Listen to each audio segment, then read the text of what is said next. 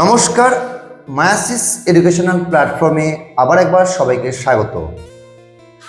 আজকের ভিডিওটা তোমরা যারা যারা অ্যাসপিরেন্টস আছো, তোমরা যারা যারা সরকারি চাকরি প্রিপারেশন নিচ্ছ, তোমাদের জন্য খুবই গুরুত্বপূর্ণ।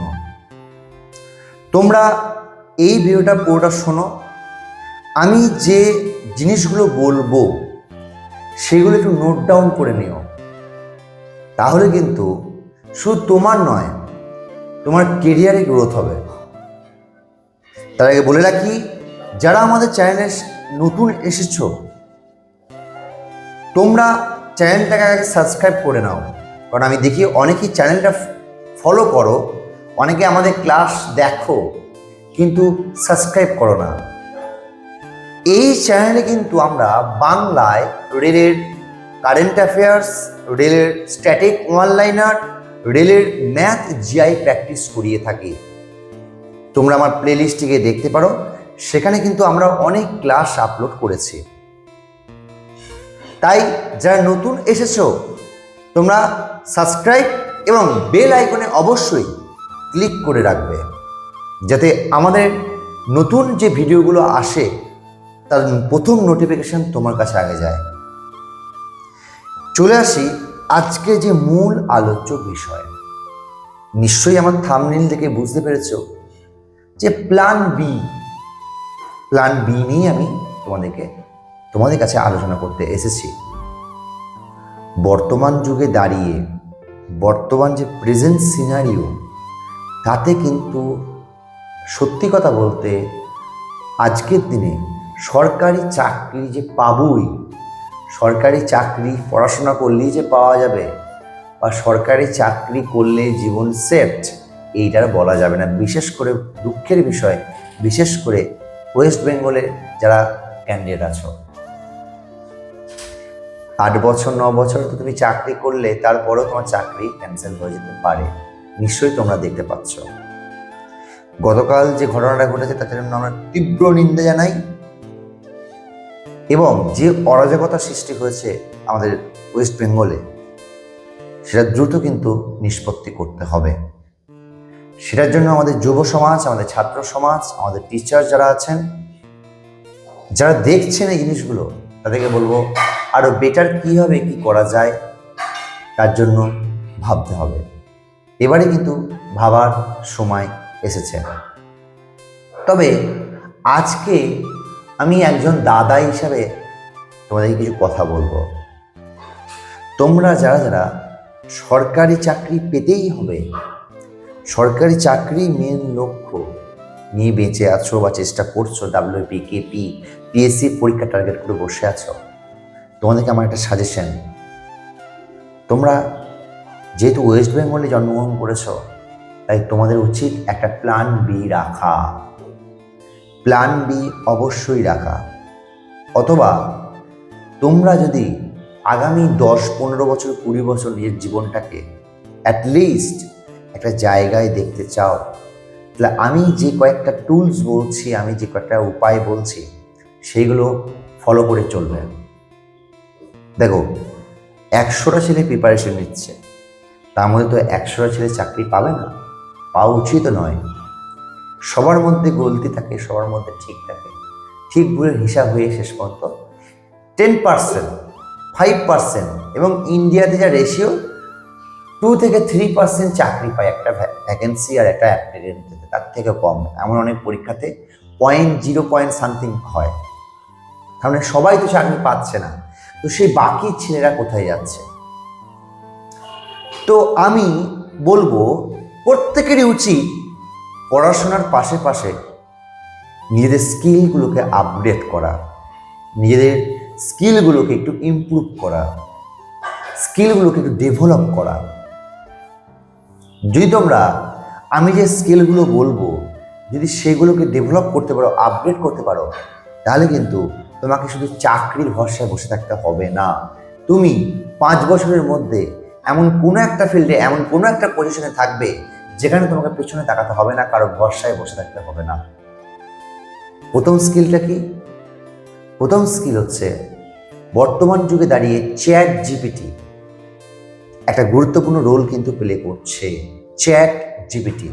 তো তোমরা পড়াশোনার সাথে সাথে ইউটিউবে অ্যাভেলেবেল আছে, বা অনেক বড় বড় টিচার আছেন বা অনেক বড় বড় ইউটিউবার আছেন যারা চ্যাট জিপিটি কোর্স করান 300 টাকা, 600 টাকা, 500 টাকার বিনিময়ে। তোমরা একটা পেড কোর্স এগুলো করো, চ্যাট জিপিটি শিখে রাখো এবং চর্চা করো কীভাবে চ্যাট জিপিটি কাজ করে, চ্যাট জিপিটি যে মেন মোটিভ সেটা কি, মেথডটা কীভাবে হয় সেগুলো শেখো। কারণ এটাই কিন্তু ভবিষ্যৎ, চ্যাট জিপিটাই কিন্তু ভবিষ্যৎ, অস্বীকার করার উপায় নেই। চাকরি আর থাকবে না, এই চ্যাট জিপিটি থাকবে। নেক্সট যে টুলসটা আমি বলবো, এআই, আর্টিফিশিয়াল ইন্টেলিজেন্স, সেটাও কিন্তু নেটে অ্যাভেলেবেল আছে। ফ্রি অফ কস্টও তুমি পড়তে পারো, ফ্রি অফ কস্ট কোর্সও কিন্তু নেটে আছে, এআই টুলস। এছাড়া পেড কোর্সও আছে, তোমরা একটু নেট সার্চ করলে পেয়ে যাবে, সেখান থেকে কোর্সটা কমপ্লিট করো, টুলসগুলো কীভাবে ইউজ হয়। কারণ এআই কিন্তু আগামী দিনের ভবিষ্যৎ, সব কাজ কিন্তু এই এআই করবে। এআইকে যদি রপ্ত করতে পারো তাহলে কিন্তু জীবনে অনেক বড় জায়গায় যেতে পারবে। তো প্রথম হচ্ছে চ্যাট জিপিটি, সেকেন্ড হচ্ছে আর্টিফিশিয়াল ইন্টেলিজেন্স, থার্ড হচ্ছে সি জাভা প্রোগ্রামিং, সঙ্গে পাইথন চাইলে করতে পারো। সি এবং জাভা এই দুটো প্রোগ্রামিং তোমাদের কিন্তু শিখতে হবে। এটাও কিন্তু নেটে অনেক ভালো ভালো সোর্স আছে, নেটে অনেক জায়গায় ফ্রি অফ কস্টে পড়াচ্ছে, তোমরা সেগুলো করো বাড়িতে আস্তে আস্তে, স্টেপ বাই স্টেপ।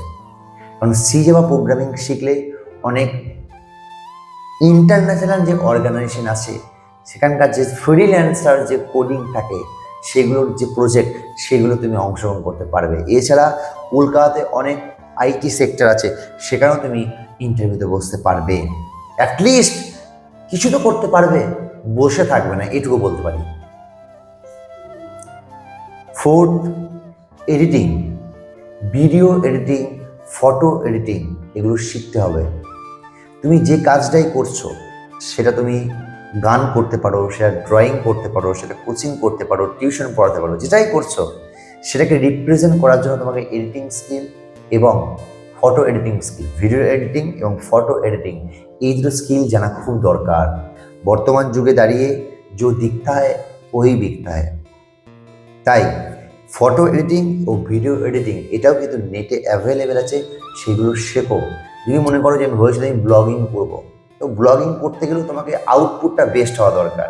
তুমি যতই স্পিচ দাও, ভালো করে কথা বলো, তার মানে তোমাকে এডিটিং কোয়ালিটি ভালো করে জানতে হবে। যত সাকসেসফুল ইউটিউবার আছে যারা আগে ইউটিউবে ব্লগ করতো বা করছে, তারা 90% কিন্তু নিজেরাই এডিট করে। তাই 4 নম্বরে তোমাদের এডিটিং স্কিলকে কিন্তু ইমপ্রুভ করতে হবে। ফিফথ, স্পোকেন ইংলিশ, অস্বীকার করার উপায় নেই।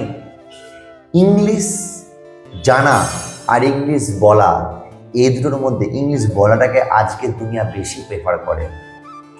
কারণ যে একটু ফটো করে ইংলিশ বলতে পারে সেই মনে হয় বেশি জ্ঞানী, আমরা সচরাচর এটাই জানি। তাই আমি বলবো, তোমরা যারাই সরকারি চাকরি প্রিপারেশন নিচ্ছ, তোমরা স্পোকেন ইংলিশটা বাড়িতে অল্প অল্প শুরু করে দাও। এতে কি হবে, যে কোনো বিপিও সেক্টর, আমেরিকান প্রজেক্টে যারা কাজ করে সেখানে তোমরা কাজ পাবে, কারণ সেখানে কিন্তু ইংলিশ লেখাই আছে, ফ্রিকুয়েন্টলি ইংলিশ স্পোকেন ক্যান্ডিডেট কিন্তু লাগবে। আমরা তো বাংলা মিডিয়াম ব্যাকগ্রাউন্ড, আমাদের ইংলিশটা হয়তো আমরা জানি, আমরা 10 পাতা লিখতে পারবো ইংলিশে, কিন্তু বলতে পারবো না। আমার তোমার সবার একই প্রবলেম। তাই স্পোকেন ইংলিশটা ভালো করে শেখো। 5 নম্বরে কি আছে? 5 নম্বরে আছে পার্সোনালিটি ডেভেলপমেন্ট স্কিল, পিডিএস। নিজেদের পার্সোনাল যে কথাবার্তা স্টাইল, অ্যাটিটিউড, বিহেভিয়ার, অ্যাটিয়ার যেটাকে বলে, সেটাকে চেঞ্জ করো, প্রফেশনাল মোডে কথা বলার চেষ্টা করো। পার্সোনাল যেখানে পার্সোনাল, যেখানে প্রফেশনাল সেখানে professional. PDS, personality development skill, আয়নায় প্র্যাকটিস করো, কথা বলার প্র্যাকটিস, হাতের স্টাইল প্র্যাকটিস করো, কথা বলার স্পিচ থেরাপি হয়, ইউটিউবে পাওয়া যাবে, সব কিছুই পাওয়া যাবে ইউটিউবে ফ্রি অফ কস্টে। সেগুলোকে চেষ্টা করো, প্র্যাকটিস করার। আমি বলছি এভাবে করলে তোমরা পারবে। তো এই যে গুণ, একটা হচ্ছে চ্যাট জিপিটি, 2 হচ্ছে এআই, 3 হচ্ছে সি জাভা প্রোগ্রামিং, 4 হচ্ছে স্পোকেন ইংলিশ, 5 হচ্ছে ভিডিও এডিটিং, 6 হচ্ছে পিডিএস, পার্সোনালিটি ডেভেলপমেন্ট স্কিল। তো এইগুলোকে যদি ইমপ্রুভ করতে পারো, যে আজ থেকে 5 বছর পর তোমাকে পিছনে তাকাতে হবে না, শুধু সরকারি চাকরির প্রিপারেশন নিয়ে বসে থেকো না। বর্তমান যুগে কিন্তু এটা কিন্তু খুব খারাপ সময় আসছে, তাই সর্বত্র প্ল্যান বি কিন্তু এবার রাখতে হবে। প্ল্যান বিটা কিন্তু তোমাকে রাখতে হবে, অল্টারনেট অপশন কিন্তু তোমাকে রাখতে হবে। তো কেমন লাগলো আমার এই স্কিলগুলো, বা কেমন লাগলো আমার এই ভিডিওটা, কমেন্ট করে জানাও। তোমাদের যদি আর কোনো মনে হয় যে দাদা এই স্কিলটা থাকা খুব দরকার, সেটাও কমেন্ট করতে ভুলো না। থ্যাংক ইউ সো মাচ, দেখা হচ্ছে নেক্সট ভিডিওতে।